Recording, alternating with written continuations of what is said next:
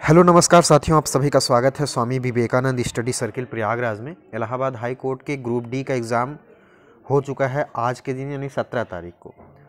तो उसके question paper को हम लोग सॉल्व कर रहे हैं। हमने कई विषयों को सॉल्व कर लिया है। यहाँ पर मैथ के क्वेश्चंस को हम लोग देखेंगे और मैं आंसर्स आपको बताते चलूँगा, आप लोग अपने आंसर का मिलान करते रहिए।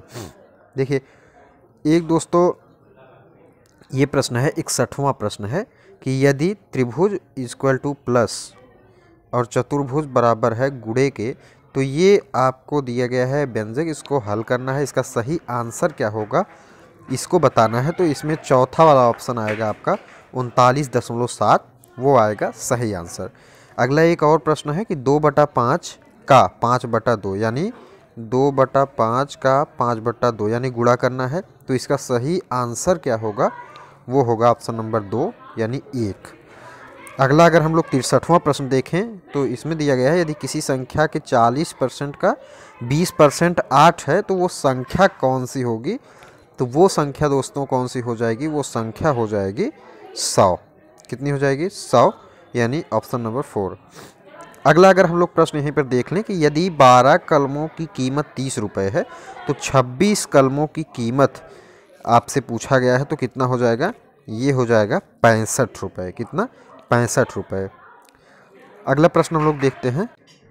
अगला प्रश्न है कि 5 विषयों में नीरा को औसत प्राप्तांक 72 है तो उसके छठे विषय का प्राप्तांक मिलने पर उसका औसत अंक बढ़कर 75 हो जाता है। तो छठे विषय में उसने कितना अंक प्राप्त किया।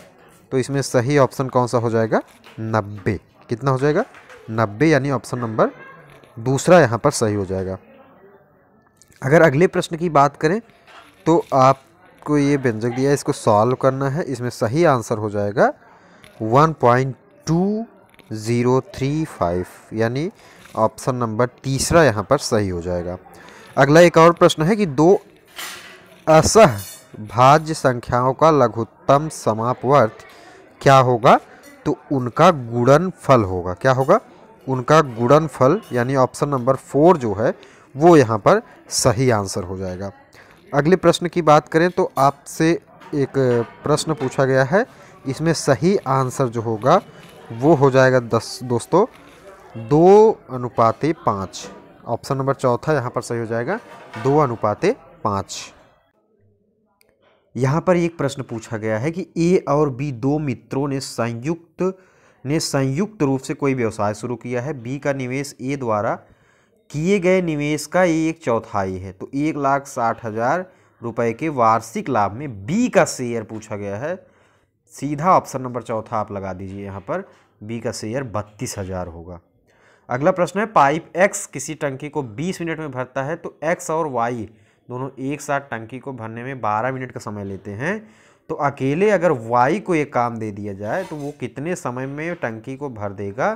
तो वो भर देगा 30 मिनट में। 30 मिनट में वो क्या कर देगा, टंकी को भर देगा। अगला प्रश्न है कि राधिका अपनी पूरी यात्रा 3/5 भाग रेल से तय करती है, 7/20 भाग बस से, और जो बचता है 6.5 किलोमीटर पैदल तय करती है। तो उसकी कुल दूरी कितनी होगी। तो वो हो जाएगी 130 किलोमीटर। कितनी हो जाएगी दोस्तों, 130 किलोमीटर। और एक और प्रश्न है कि किसी सप्तभुज के सभी अंतः कोणों का योग कितना होगा। तो ऑप्शन नंबर पहला यहाँ पर आप लगा दीजिए 900 डिग्री होगा। कितना होगा, 900 डिग्री। ये है ऑप्शन आपका पहला वाला जो ऑप्शन है वो यहाँ पर सही हो जाएगा। अगला प्रश्न यहाँ पर देखें हम लोग 73 जो है कि किसी संख्या का 45% अगर 18, इसमें पूछा है किस संख्या का 45% 18 है। तो वो संख्या ज़रा बता दीजिए जिसका 45% 18 है। तो अगर हम जैसे अगर सवाल लगाने की यहाँ पर कोशिश करें तो मान लेते हैं कि x का 45% क्या है, 18 है। तो यहाँ पर क्या हो जाएगा दोस्तों, 40। कितना हो जाएगा, 40, यानी ऑप्शन नंबर पहला यहाँ पर सही हो जाएगा। अगला प्रश्न अगर हम लोग देखें कि निम्न में से कौन सी वर्ग संख्या घन संख्या भी है।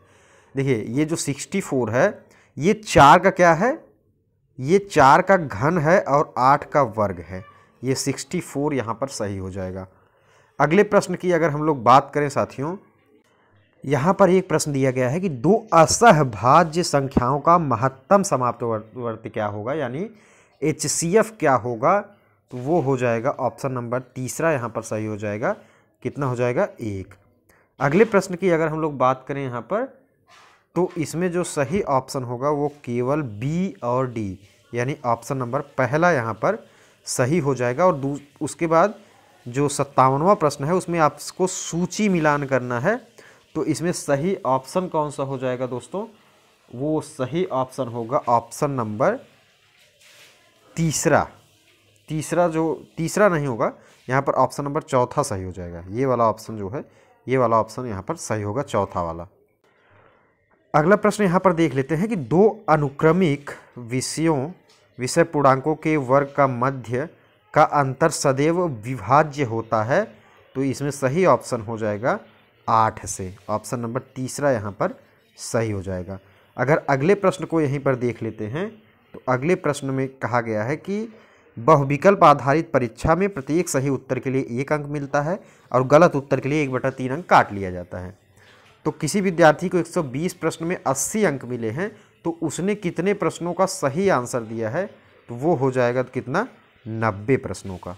ऑप्शन नंबर तीसरा यहाँ पर सही हो जाएगा। 90 प्रश्नों का उसने सही आंसर दिया। और 60वां ये प्रश्न अगर हम लोग देखें तो इसका सही आंसर हो जाएगा 79। अगर आप इसको सॉल्व करेंगे तो ऑप्शन नंबर पहला आएगा सॉल्व होकर, तो ये हो जाएगा 79। तो ये मैथ के प्रश्न थे जिसको मैंने आपको बताया है, और आप लोग अपना मिलान कर लीजिए और देखिए कितने प्रश्न आपके सही हो रहे हैं। और जो भी हमारे मित्र चैनल पर पहली बार आ रहे हैं, चैनल को सब्सक्राइब कर लीजिए। आप सभी का बहुत बहुत धन्यवाद साथियों।